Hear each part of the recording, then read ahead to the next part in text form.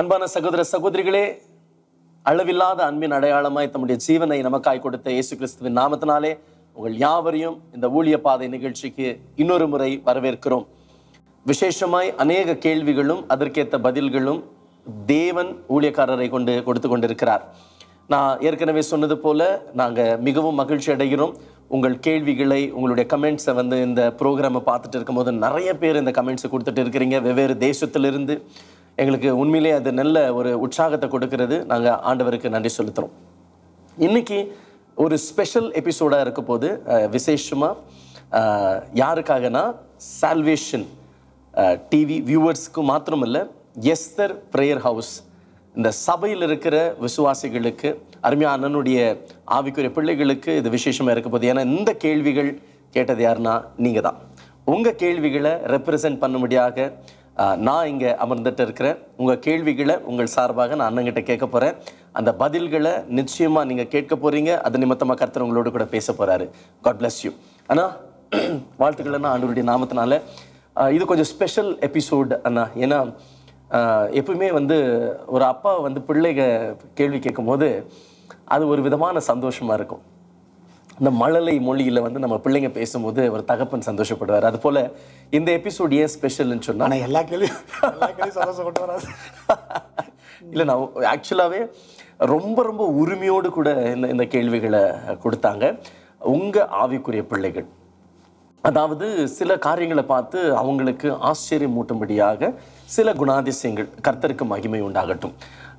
அந்த கேள்விகள் என்னென்னா, அவங்க எப்படி சொல்கிறதுங்க, ஒரு உரிமையோடு கூட என்கிட்ட சொன்னாங்க, இதை அண்ணங்கிட்ட கேளுங்க, அப்பா கிட்ட கேளுங்க அப்படின்னு சொல்லி.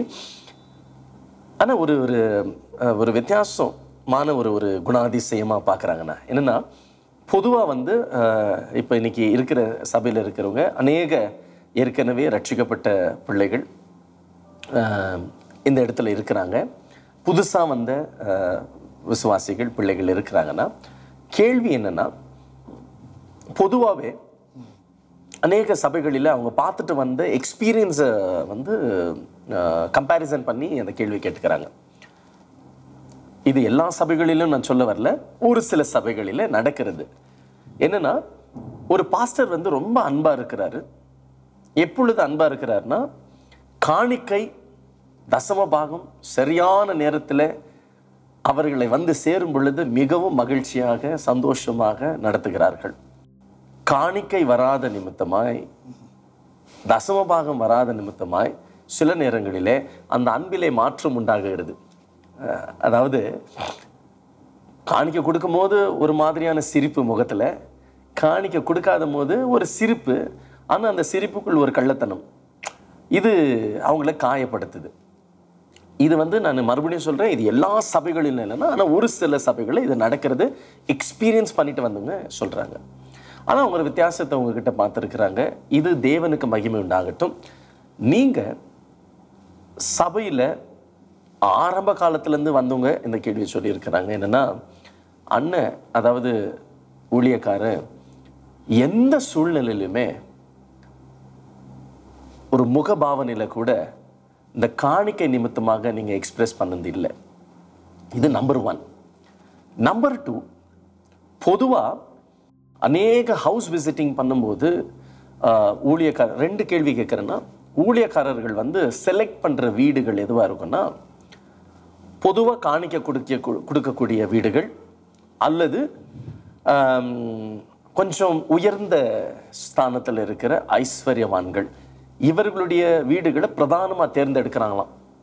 இந்த கேள்வி பண்ண உள்ள ஞானமாக கேட்டிருக்கேன். அப்படிப்பட்ட வீடுகளை தேர்ந்தெடுப்பாங்களாம். ஆனால் நீங்கள் எந்த வீட்டுக்கு போனாலும் ஜெபத்துக்கு காணிக்கை கொடுத்தா வாங்க மாட்டேங்கிறீங்களாம்.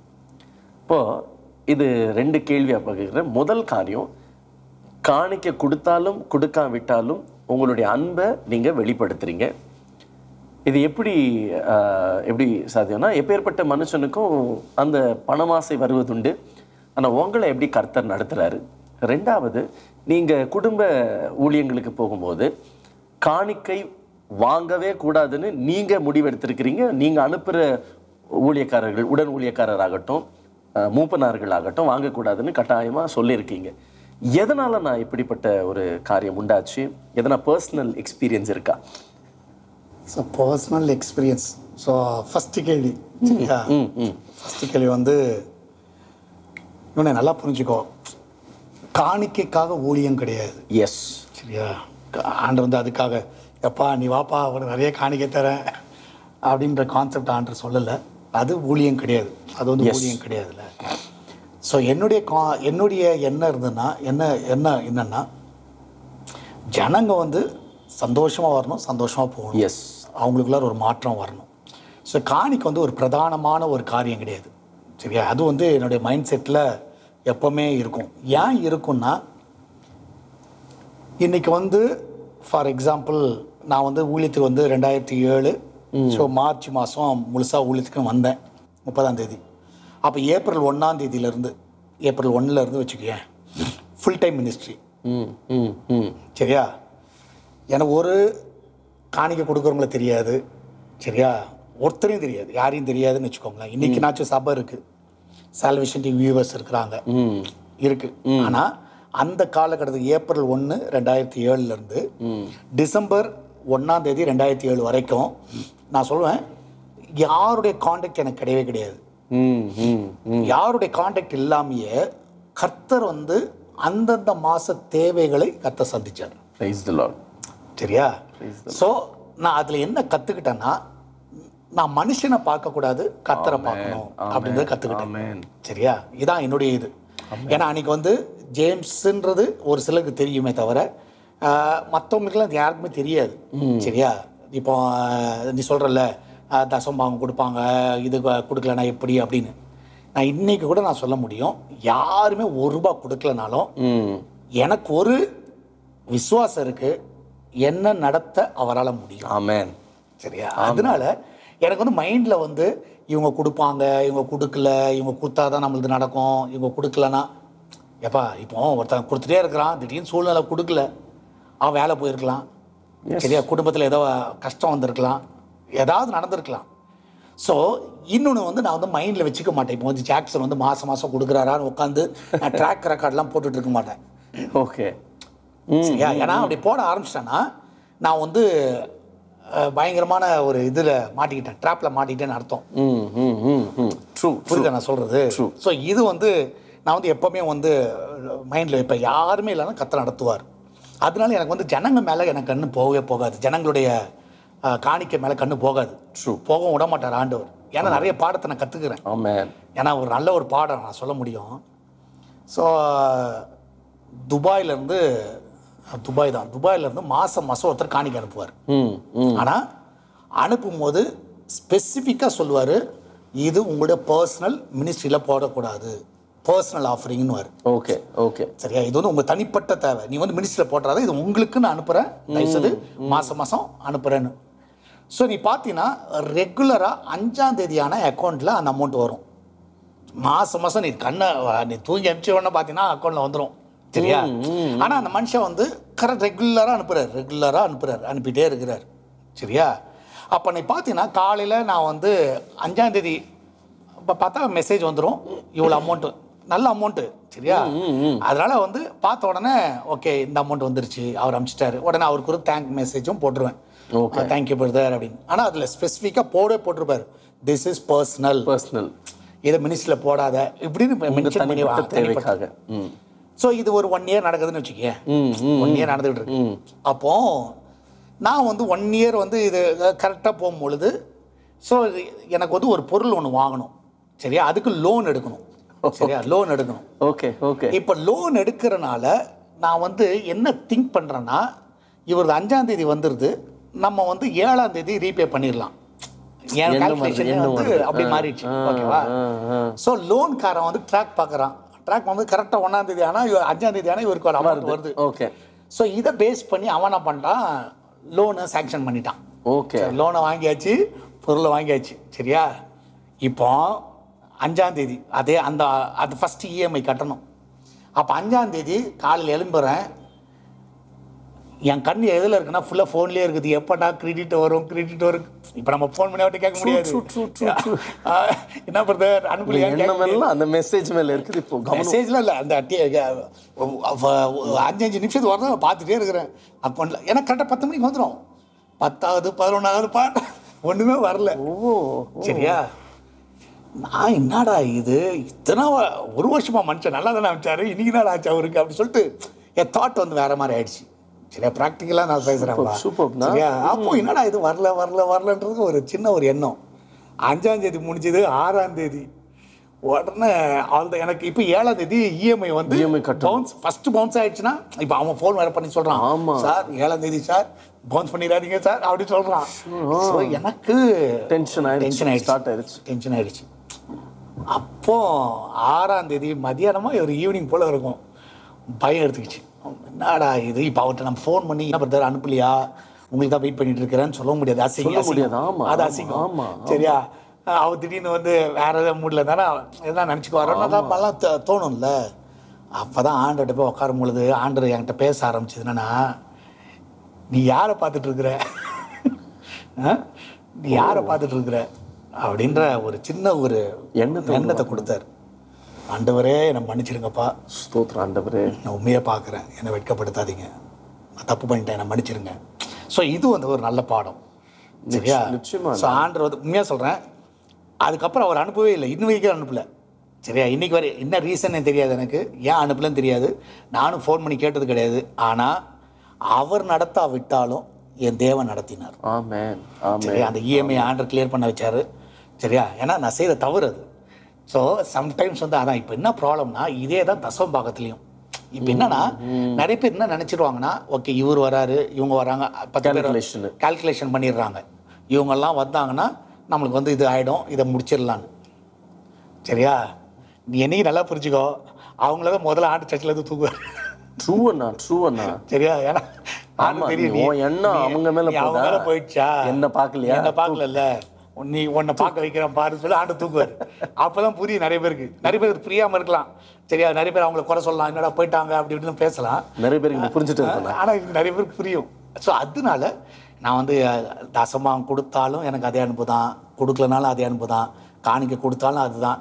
இவனை சில டைம் வந்து நான் காணிக்கை அடிக்கே மறந்துடுவேன். சரியா, சர்ச்சில் காணிக்கை சில டைம் வந்து அங்கேருந்து காட்டுவாங்க, எடுக்கலையா டைம் ஆகிடுச்சு, என்ன பண்ண முடியும். நம்ம இந்த குட் ஃப்ரைடே சர்வீஸ் தான் நினைக்கிறேன், குட் ஃப்ரைடே சர்வீஸில் வந்து காணிக்கை எடுக்கிறதுக்கு எல்லாம் ரெடியாக இருக்குது. பட் ஆனால் நான் 10 மணிக்கு முடிக்கிறேன்னு சொன்னால் 10:30 மணி ஆகிடுச்சு. உடனே என்னத்துக்கு சொல்லி முடிச்சிட்டேன், போங்கடா போ. ஸோ இன்னொன்று வந்து இவனை ஒன்று நல்லா புரிஞ்சுக்கோ, என்னுடைய அனுபவத்தில் நான் சொல்கிறேனே, நான் வந்து நீங்கள் கொடுக்கணும் ஆண்டருக்காக கொடுக்கணுன்னா ஐ வில் கிவ். அது வந்து நீ வந்து ஒரு பாட்டு பாடி தான் நீ வந்து காணிக்கை பேக்கு போனால் தான் கொடுக்கணும்னு அவசியம் கிடையாது. ட்ரூ நான் சொல்கிற பாயிண்ட் புரியுதா? கொடுக்கணும்னு முடிவு பண்ணிட்டு ஆண்டரோட காரியத்துக்கு எப்படினாலும் கொடுத்துட்டு போயிட்டே இருப்பேன். இது என்னுடைய இது. அதே தான் நான் ஜனங்களும் அப்படி தான், ஆண்டருக்குன்னு கொடுக்கணும்னு நினச்சேன். ஒரு கடமைக்காக ஐயோ சண்டே ஆனால் காணிக்கை போடணும், இந்தா வச்சுக்கோ, 10 ரூபா வச்சுக்கோ, 100 ரூபா வச்சுக்கோ, 500 ரூபா வச்சுக்கோ. இது வந்து கடமைக்காக எதுவும் செய்யாத. ஆனால் மனப்பூர்வமாக நீ செஞ்சு மனப்பூர்வமாக ஒரு 10 ரூபா கொடுத்தாலப்பா இன்னைக்கு போய் ஆண்டுக்காக கொடுக்குறோம்ப்பா அப்படின்னு கொடுத்துப்பாரு, நீ லைஃப் ஃபுல்லாக வேறு மேலே லெவலில் மாறிடும். அது வேறு மாதிரி மாறிடும். ஸோ என்னுடைய இது வந்து ஜனங்களை பார்க்காமையே கர்த்தர் என்னை நடத்தினார். கர்த்தர் மேல் சார்ந்திருக்கும் போது கர்த்தர் பரத்தின் பலகணிகளை ஏப்ரல் மே ஜூன் கிட்டத்தட்ட 8 மாதம் யாருன்னே தெரியாதுப்பா மக்களுக்கு, நானும் மக்கள் யாருன்னு தெரியாது, ஆனால் நடத்தினார்ல. அதனால எனக்கு அந்த ஒரு விசுவாசம் இன்னைக்கும் இருக்கு, சாவர வரைக்கும் இருக்கும். ரொம்ப சந்தோஷம். ஃபர்ஸ்ட் கேள்வி ஓகேவா? நான் இதுக்கு ஒரு பாயிண்ட்னா என்னுடைய ஒரு சின்ன அனுபவத்தை சொல்கிறேன். ஒரு நாள் என்னுடைய நண்பரோடு கூட உட்காந்துட்டு இருக்கும்போது ஒரு ஃபோன் கால் வருது. ஃபோன் கால் வரும்போது இவர் என்ன பண்ணிட்டு இருக்கிறார், சாப்பிட்டுன்னு இருக்கிறார், நானும் பக்கத்தில் உட்காந்து சாப்பிட்டுட்டு இருக்கேன். ஃபோன் கால் வருது, ஃபோனை ரிசீவ் பண்ணுறாரு. அன்ஃபார்ச்சுனேட்லி லவுட் ஸ்பீக்கர் சாப்பிட்னு இருக்கிறதுனால டிவி எடுத்து சவுண்டு கம்மி பண்ணுறாரு, எல்லாம் பண்ணுறாரு. நான் அப்போ புரிஞ்சுக்கினேன் இதெல்லாம் செய்கிறாருன்னா யாரும் முக்கியமானவங்க கால் பண்ணுறாங்கன்னு. நான் யாருன்னா மாஸ்டர் அப்படின்னு சொல்லிட்டு ஃபோனை எடுக்கிறேன், நான் சாப்பிட்டுக்கிறேன். அந்த சைடில் அந்த கால் வருதுன்னா ஒரு ப்ரைஸ் தி லார்ட் கூட சொல்லுண்ணா, புரியுதுங்களா? அந்த பாஸ்டர் எடுத்த உடனே அந்த நபருடைய பேர் சொல்லு, ஏன்பா என்ன தேதியாவது நீ இன்னும் தசமமாக அனுப்பாத இருக்கிற நீ அப்படின்னு கேட்குறாருன்னா தூக்கி வாரி போட்டுச்சுண்ணா. தூக்கி எடுத்து அந்த டோனு, என்னப்பா தேதி, இந்த வாடகை ஓனர் வந்து வாடகை கேட்டு வாங்குவார் இல்லையா, அது போல் என்ன தேதியாவது நீ இன்னும் தசம பாகம் அனுப்பாத இருக்கிற அப்படின்னு. அனுப்பிடுறேன் பாஸ்டர், சாரி பாஸ்டர், இந்த பேங்க் கொஞ்சம் ஒர்க் ஆகல, நான் அனுப்பிடுறேன் பாஸ்டர்ன்றாரு. அனுப்புப்பா சீக்கிரம் அப்படின்னு கட் பண்ணுறாங்கண்ணா.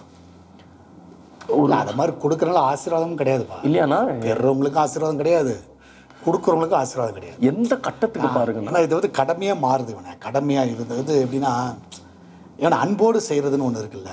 இப்போ நான் வந்து அன்போடு செய்யும்போது தசமான இல்லை, நான் அதிகமாகவே கொடுப்பேன். அது வந்து அதனால வந்து எதுவுமே வந்து கட்டாயப்படுத்தி கொடுங்க. அதனால தான் நான் சர்ச்சில் கூட இந்த சந்தா இதெல்லாம் நான் வைக்கவே கிடையாது. சூப்பர். சந்தா கட்டினா தான் வந்து நீ மெம்பரு, சந்தா கட்டலைனா அது வந்து கிடையவே கிடையாது. இன்றைக்கும் நிறைய சபைகள்னா சேலரி ஸ்லிப் எடுத்துகிட்டு போய் கொடுக்கணும், ஏன்னா தசம பாகத்தில் ஏமாத்திடுறாங்கன்னு சொல்லி. இன்னைக்கு நான் நிறைய சபைகள் உங்களுக்கு தெரியல, நான் சொல்கிறேன், சேலரி ஸ்லிப் எடுத்துகிட்டு போய் கொடுத்து அவங்க என்ட்ரி பண்ணணும். ஏன்னா இன்னைக்கு இந்த சேலரி வச்சுன்னு நீ இந்த தசம பாகம் கொடுக்குறேன்னு ஏமாத்துறேன்னு சொல்லி உங்கள் சேலரி ஸ்லிப்பை கொடுத்தா தான் உனக்கு சபையில் உண்டான சலுகைகள் கிடைக்குது. அநேக சபைகளில் உனக்கு அந்த சபை வந்து ஒரு கல்யாண மண்டபம் வச்சுன்னு இருக்குதுன்னா அதில் உனக்கு எப்படி ஒரு சின்ன ஒரு குறை, அதாவது அந்த தொகையிலேருந்து கம்மி பண்ணோன்னா நீ வந்து உன் சேலரி ஸ்லிப்பை கொடுத்துருக்கணும். இன்றைக்கி நடக்குதுண்ணா, உண்மையிலேயே எனக்கு பெரிய சந்தோஷம். உருட்டமாக தான் அப்படிதான் நடக்குது. எனக்கு உண்மையிலேயே தவறுண்ணா. அப்போ நீங்கள் என்ன நடத்துறீங்க? எனக்கு உண்மையிலேயே ஒரு சகோதரி இந்த கேள்வியை கேட்டிருந்தாங்க, அதை நான் உங்ககிட்ட சொன்னேன்னா. ரெண்டாவது, ஹவுஸ் லிஸ்டிங்கில் ஏன் வாங்குறதில்ல? சரி, ஓகே. இவனை ஜென்ரலாக நீ பார்த்தீங்கன்னா ஹவுஸ் லிஸ்டிங் வந்து ஒரு வியாபாரம் பண்ணுகிற ஒரு இடம் கிடையாது, சரியா? அது வந்து நல்லா புரிஞ்சுக்கணும். இது வந்து நான் மைண்டில் நான் வச்சுருக்கிறேன். இன்னொன்று வந்து இப்போ இயேசு வந்து ஒரு வீட்டுக்கு போகும்பொழுது, சரியா, வேதத்தில் பார்த்தீங்கன்னா இப்போ பேதுருடைய வீட்டுக்கு போகிறாரு, அங்கே மாமி வந்து சுகமாகறாங்க, சரியா? சகேயு வீட்டுக்கு வராரு, அவன் மாற்றம் அடைகிறான், சரியா?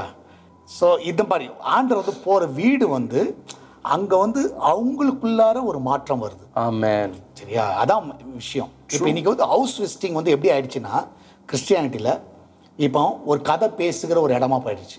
போய் உக்காந்தாங்கன்னா ஒரு 2 மணி நேரம் நல்லா பேசிக்கிட்டு, சரியா, 2 மணி நேரம் உட்காந்து பேசிட்டு நல்லா சாப்பிட்டுட்டு, சரியா, அவங்க கொடுக்கறதெல்லாம் குடிச்சிட்டு அதுக்கப்புறம் ஒரு 3 மணி நேரம் கழிச்சு அப்புறம் வீட்டை விட்டு வெளியே வருது. இதை வந்து விசுவாசிகள் வந்து என்கரேஜ் பண்ணாதீங்கன்னு சொல்லக்கூடாது. ஏன்னா இது வந்து நீ பேச பேச பேச கண்ட கதை வரும், தேவையில்லாத பழைய ஊழியக்காரனை பற்றி பேசுவீங்க. ஸோ ஏதாவது நடக்கும் கண்டிப்பாக. ஸோ ஹவுஸ் விசிட்டிங்கிறது கான்செப்ட் என்ன என்னுடைய மைண்டில் இருக்குன்னா, இப்போ நான் உங்கள் வீட்டுக்கு வரேன், உங்கள் வீட்டில் ஜோம் பண்ணுறேன், வெளியே வந்துடுறேன், ஒரு 2 மாதம் கழிச்சு சொல்லணும், பாஸ்டர் நீங்கள் எங்கள் வீட்டுக்கு வந்தீங்க, என் வீடு ரொம்ப 1 பெட்ரூமில் தான் இருந்தோம், நாங்கள் இன்னைக்கு 2 பெட்ரூமாக போயிட்டோம், ஸோ எங்கள் வீட்டுக்கு வந்தீங்க, எங்கள் வீட்டில் சுகம் உண்டாச்சு. ஸோ இதுக்கு தான் ஹவுஸ் விசிட்டிங்கே தவிர நம்ம வந்து காணிக்கை வாங்குறதுக்காக மாதம் வந்து டேட்டு போட்டு 1ஆம் தேதியிலேருந்து 30ஆம் தேதி டேட்டு போட்டு இவங்க வீட்டுக்கு போனால் எவ்வளோ தருவாங்க. இன்றைக்கி அது வந்து தவறான ஹவுஸ் விசிட்டிங். ஸோ அதனால் என்னுடைய கான்செப்ட் என்னென்னா, ஊழியர்களை நான் அனுப்பும் பொழுது நீ வந்து எதுவுமே வாங்காதீங்க, சரியா? ஏன்னா ஒன்றுமே வாங்காதீங்க. ஏன்னா அதான் நான் சொன்னேன், இப்போ இன்னொன்று வந்து ஊழியர்களுக்கு நம்ம கொடுக்க வேண்டிய சேலரி மாத சம்பளம் நல்லா கொடுக்குறோம், அதுவே அவங்களுக்கு போதும், சரியா? இன்னொன்று இப்போ ஜனங்களுடைய பார்வை என்னன்னா, எங்கள் வீட்டுக்கு வந்தால் வெறுமையாக போகக்கூடாது, சரியா, வெறும் கையாக போகாதீங்க அப்படின்றத அவங்களுடைய எண்ணமாக இருக்கிறது, சரியா, எண்ணமாக இருக்கிறது. ஸோ நான் என்ன சொல்கிறேன்னா, அப்படின்னா ஒரு கிளாஸ் தண்ணி கொடு, சரியா, குடிச்சிட்டு வரோம், வெறுமையாக போகல, தண்ணி கொடு, சரியா? இந்த சிறியரில் ஒருத்தனுக்கு ஒரு கலசம் தண்ணீர் கொடுத்தாலும் மறக்கிறது இல்லைன்னு தான் சொல்கிறேன். அதெல்லாம் தண்ணி கொடுக்கலாமே, நிச்சயமாக என் காணிக்கு தான் கொடுக்கணுமா, சரியா? அதெல்லாம் தண்ணி கொடு. அதான் நான் சொல்கிறேன், சுடு தண்ணி கொடுப்பா, குடிச்சிட்டு வந்துடுறேன். ஏன்னா ஹவுஸ் விசிட்டிங் வந்து மெயினாக நான் வந்து ஊழியர்களை அனுப்புறது என்னென்னா, அவங்க வந்தாங்கன்னா உங்கள் வீட்டில் ஒரு மாற்றம் வரணும். இப்போ ஜென்ரலாக இவங்க வந்து சொல்லுவாங்க, போயிட்டு வந்தோடனே சொல்லுவாங்க, இது மாதிரி அவங்க வீட்டுக்கு போனோம், அவங்க மாறினாங்க, ஸோ அவங்க குடும்பத்தில் ரசிக்கப்படலை, அவங்க கடன் பிரச்சனை மாறிச்சு, ஸோ அவங்களுக்கு நல்ல ஒரு ஆலோசனை கொடுத்தோம், குடும்பம் ரசிக்கப்பட்டுச்சு, இதுதான் தேவை. நிச்சயமாக. இப்போ நாங்கள் போனோம், அந்த வீட்டில் 100 ரூபா கொடுத்தாங்க, நாங்கள் போனோம் இந்த வீட்டில் 500 ரூபா கொடுத்தாங்க, இது வந்து தவறு, இது வந்து தவறு. ஸோ அதனால எனக்கு கீழே இருக்கிற ஊழியர்களுக்கு அந்த எண்ணம் வந்துடக்கூடாது, ஹவுஸ் விசிட்டிங் பண்ணால் காசு தருவாங்கன்ற எண்ணம் வரக்கூடாதுன்றதுக்காக. ஸோ நான் வந்து ஸ்டார்டிங்லேருந்து ஸ்ட்ரிக்ட்டு ஃபாலோ பண்ணுறோம், வாங்காதப்பா. ஆனால் சில டைம் நான் பண்ணியிருப்பேன், நானே போனாலும் வாங்க மாட்டேன், ஆனால் சிலர் ஃபோர்ஸ் பண்ணி இந்தாங்க வேறு, நான் சொல்ல காணிக்கப்பட்டிருக்க வந்து போட்டுரு, போட வேண்டிய இடம் சர்ச்சில் வந்து போடு, எனக்கு வேண்டாம் அப்படின்ட்டுருவேன், சரியா? ஆனால் சில வந்து ஃபோர்ஸ் பண்ணி கொடுப்பாங்க, வேறு வழி இல்லை. ஆனால் அந்த ஃபோர்ஸ் ஆனால் அந்த அன்பின் நிமித்தமாக செய்யும் பொழுது நம்ம வந்து அவாய்ட் பண்ண முடியாது. ஆனால் அதே சமயத்தில் அது 99 வீடை அவாய்ட் பண்ணிவிடுவோம். 99 வீடு அவாய்ட் பண்ணிட்டோம்னு வச்சுக்கோங்களேன். எனக்கு என்னென்னா, நாங்கள் வீட்டுக்கு வரனால என்ன மாற்றம் வந்துச்சு, சரியா? அதான் வந்து நம்மளை பிரதானமாக இருக்கிற ஒரு காரியம். இப்போ நீ பார்த்தீங்கன்னா, ஒரு ஊழியக்காரன் வந்து உண்மையான ஊழியக்காரன் வந்து உங்கள் வீட்டுக்கு வந்தாங்கன்னா சும்மா கதை பேசிகிட்டு இருக்க மாட்டாங்க. வந்தாங்களா, அவங்க வந்து ஜோம் பண்ண பிறகு ஒரு மாற்றம் வரணும். ஸோ என்னுடைய பர்சனல் ஒப்பீனியன், விசுவாசிகள் எல்லாருமே வந்து கதை பேசுகிறதுக்காக யாரையும் உட்கார வைக்காது. வந்தாங்கன்னா உட்காந்து கதை பேசிக்கிட்டு 2 மணி நேரம் உட்காந்து சாப்பிட்டுக்கிட்டு இதெல்லாம் வந்து பண்ணவே பண்ணாது. அது வந்து நல்லது கிடையாது, சரியா? அப்படிப்பட்ட ஆட்களை சேர்க்காதீங்கன்னு சொல்லுவேன். உண்மைன்னா இப்போ நீங்கள் சொன்னது போல கொர்நேலிய வீட்டுக்கு தேவ மனுஷன் வந்தார், ரட்சிப்பு வந்து எல்லாமே வந்துச்சா. சூனேமித்தாள் வீட்டுக்கு ஊழியக்கார் வந்தார், குழந்தை ஆசீர்வாதமாக கொடுக்கப்பட்டது, மரித்த குழந்தை. அதுதான் அடையாளம், அதுதான் அடையாளம். இப்போ விசுவாசிகள் வந்து கேள்வி கேட்கணும். என்ன கேள்வி கேட்கணும்னா, இப்போ ஊழியர் வந்து என் வீட்டில் என்ன மாற்றம் வந்துச்சு, அதுதான். இவர் வந்த உடனே எங்கள் வீட்டில் பயங்கர சண்டை பாஸ்டர் வந்து எங்கள் குடும்பத்தில் வத்தி வச்சுட்டு போயிட்டார், மாமனார் மாமியாருக்கு எல்லாருக்கும் வத்தி வச்சுட்டு போயிட்டாருன்னா உண்மைண்ணா, சரியா? ஏன்னா அந்த பர்சனை வந்து என்கரேஜ் பண்ணாதீங்க. ரொம்ப சந்தோஷம், ரொம்ப சந்தோஷம். இது நிறைய ஊழியக்காரர்களுக்கு இது நல்ல ஒரு வார்த்தையாக இருக்கும். சில நேரத்தில் நான் வளரும் போது சக ஊழியக்காரர்கள் இருப்பாங்கன்னா, அவங்கெல்லாம் என்ன பண்ணுவாங்கன்னா, கேரல்ஸ்க்கு போவோம் இல்லையா, அப்போ கூட என்ன சூஸ் பண்ணுவாங்கன்னா, எந்த வீட்டில் பிரியாணி கொடுக்குறாங்க, புரியுதுங்களா? எந்த வீட்டுக்கு பிரியாணி கொடுக்குதோ கேரல்ஸ்க்கு வரதுக்கு முன்னாடி கேட்பாங்க, இன்னைக்கு எந்த வீட்டுக்கு போகிறோம். அந்த வீட்லேயே லிஸ்ட் பண்ணிவிடுவாங்க, எந்த வீட்டில் பிரியாணி கொடுக்குறதுலன்னு சொல்லி. அந்த கூட்டத்துக்கு மாத்திரம் கலந்துக்கிற கூட்டம் ஒன்று இருக்குது. சில இடத்துல ஒரு ஸ்லம் ஏரியாஸில் போவோம், அங்கே வந்து ஆட்கள் வர மாட்டாங்க, ஏன்னா அங்கிட்ட வர டீ பிஸ்கெட் தான் கிடைக்கும். அதனால என்ன பண்ணுவாங்கன்னா, இது நடந்த விஷயத்தனா கடன் வாங்கி காணிக்க வைக்குவாங்க. அது ரொம்ப ரொம்ப பாவம், அவங்களுக்கு இன்னும் பேர்டன். இந்த ஊழியக்காரர் வருது. இது ரெண்டாவது, ஒரு ஊழியக்காரர் வீட்டுக்கு போனால் தேவ பிரசன்னம் வரும். நீங்கள் சொன்னது ரொம்ப அழகான ஒரு விஷயம் தான், தேவ பிரசன்னம் போனோம். சில பேர் என்ன நினைக்கிறாங்கன்னா, சில ஊழியக்காரங்க நிமித்தமாக எல்லா ஊழியக்காரங்களுக்குமே கெட்ட பேர், இந்த ஊழியக்காரன் வந்தாலே காசுக்கு தான் வந்திருப்பான், கொடுத்தன்பு அப்படின்ற காரியத்தை. ஒரு உதாரணம், ஏதோ ஒரு கம்பெனினா, அந்த கம்பெனிக்கு போய் ஒருத்தர் தேவன் இந்த கம்பெனியை ஆசீர்வதிக்கார், ஹோட்டலில் நினைக்கிறேன் ஆசீர்வதிப்பார் இருந்தோம். அவன் கேட்டிருக்கான், என்ன வேணும் உனக்கு, என்ன கொடுத்தா நீங்கள் இதுலேருந்து போவேன்? இல்லை, ஒரு காணிக்க 2000 ரூபாய் எடுத்து வச்சு. எவ்வளோ பெரிய ஒரு ஊழியக்காரனா எப்படி பண்ணிட்டுக்கிறாங்கண்ணா, நல்ல உண்மை. நான் இந்த விஷயத்த வந்து உண்மையிலேயேன்னா இதை நான் கடைப்பிடிச்சிட்டு இருக்கிறேன், இன்னும் ஸ்ட்ராங்காக கடைப்பிடிக்கணும்னு நான் கருத்தரிடத்தில் கேட்டுக்கிறேன்னா. ஆனால் இன்னைக்கு நம்ம சபையில் இருக்கிற உங்கள் ஆவிக்குரிய பிள்ளைக்கு, இந்த கேள்வி கேட்ட பிள்ளைக்கு தெளிவான பதில் கிடைச்சிருக்கும். 2வது கேள்வி, இதுவும் உங்கள் ஆவிக்குரிய பிள்ளைகள் இடத்துலேருந்து வந்திருக்குது. 3 சர்வீஸ் அல்லது 4 சர்வீஸ் நடக்குது, கூட்டம் பெரிதான ஒரு கூட்டம் வருகிறது. இந்த கூட்டங்கள் முடிஞ்சு போகும் பொழுது எல்லாருக்கும் நீங்களும் உங்கள் மனைவியாரும் நின்று அன்போடு கூட பேசி ஜெபித்து அனுப்புகிறீர்கள்.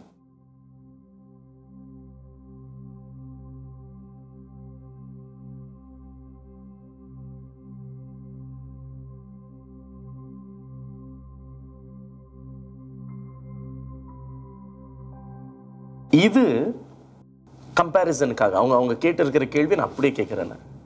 சில சபைகளில் சபைக்கு எத்தனை வருஷமாக போயின்னு இருப்பாங்க, அவங்க பேரும் தெரியாது, அவங்க அந்த சபையான்னு தெரியாது, அப்படி ஒரு அன்பவே காமிச்சிருக்க மாட்டாங்க. ஆனால் இந்த சபையில் அவங்க என்ன ஒரு ஸ்பெஷலாக அவங்க ஃபீல் பண்ணாங்கன்னா, எத்தனை மணி நேரமானாலும் எத்தனை சர்வீஸ் முடிஞ்சாலும் அவங்கள நின்று ஜெபித்து விசாரித்து அனுப்புகிறீங்களே. இப்படிப்பட்ட பெலன் உங்களுக்கு எங்கத்துலேருந்து கிடைக்குது? 2 பேருக்குமே. நீங்கள் ஊழியக்காரராக, உங்கள் ஒரு ஊழியக்கார மனைவி அவங்களும் நின்று சகோதரிகளெல்லாம் விசுவாசிக்கிறார். ஸோ இப்படிப்பட்ட பெலன் உங்களுக்கு எப்படி கிடைக்குது? நீங்கள் எப்படி இந்த ஆவிக்குரிய பிள்ளைகளை இவ்வளவா நேசிக்க முடிகிறது அப்படின்னு சொல்லி ஒரு அம்மா வெளியில் ஒரு சபைக்கு போயிட்டு இங்கே வந்து அந்த மாற்றங்களை பார்த்த ஒரு சகோதரி கேட்டு இருக்கிற கேள்வி, எப்படி உங்களால் இத்தனை நேரம் நின்று அவளை விசாரித்து ஜெபிக்க முடிகிறது தானே கேள்வி. நின்று ஜெபிக்கணும், அது கர்த்தரோட கிருபை, சரியா? இன்னொன்று வந்து, ஃபார் எக்ஸாம்பிள், என்னுடைய மைண்டில் இருக்கிற ஒரு தாட் என்னன்னா, நான் இவங்களை சந்திக்கிறது சண்டே மட்டும்தான். சரியா? மீதி 6 நாள் அவங்கள சந்திக்க போகிறது கிடையாது. இன்னொன்று, நான் ஸ்டேஜில் நின்றுன்னா, ஸோ நான் வந்து எல்லாரையும் பார்க்கலாமே தவிர ஒரு க்ளோஸ்னஸ் இருக்காதுன்னு வச்சுக்கோங்க. சரியா? ஒரு க்ளோஸ்னஸ் இருக்காது. அதனால ஸோ என் மந்தையை நான் பார்க்கணுன்றது என்னுடைய விருப்பம். சரியா? நான் வந்து மணிக்கணக்கான ஜாம் பண்ணல. பட் ஆனால் ஜஸ்ட் அவங்க தலைமையில் கை வச்சு ஆண்டரை ஆசீர்வதிக்கிட்டோம் அப்படின்ற ஒரு அது என்னென்னா, அவங்க வரும்பொழுது ஃபார் எக்ஸாம்பிள் அவங்கள பார்க்கும் பொழுது எனக்கு ஒரு சந்தோஷம் என்னென்னா, என் ஆட்டை நான் பார்த்துட்டேன், என் மந்தையை நான் பார்த்துட்டேன், சுகமாக பார்த்துட்டேன் அப்படின்ற ஒரு பெரிய மகிழ்ச்சி ஒன்று. அவங்களுக்கு என்னென்னா, ஓகே நான் பாஸ்டர் அம்மா பார்த்துட்டேன், பாஸ்டர் ஐயாவை பார்த்துட்டேன், அவங்களுக்கு ஒரு சந்தோஷம். என்னதான் இருந்தாலும் நம்ம வந்து மணிக்கணக்காக பேச முடியாது, ஏன்னா அடுத்த சர்வீஸ் ஆரம்பிக்கிறனால. ஆனால் அது வந்து நான் வந்து உற்சாகமாக பண்ணுறோம். இப்போ நீ நினைக்கலாம், இப்போ இன்றைக்கி 1000 இருக்குது, 2000 வந்தால், 3000 வந்தால், சிலர் என்கிட்ட கேட்டிருக்கிறாங்க. சபைகள் இன்னைக்கு எப்படிப்பட்ட ஸ்தலங்களாய் சில விசுவாசிகளுக்கு இருக்குதுன்னா, தேவைக்கு சபை. அவங்கள்ட்ட வந்து ஒரு ஸ்மைல் வந்தாலே ஒரு பெரிய சந்தோஷம். இன்னொன்று சோகமாக இருந்தான்னு வச்சுக்கேன், என்ன சோகமாக இருக்கிற, சிரிச்சிட்டு போ, ஒன்றும் இல்லை போ.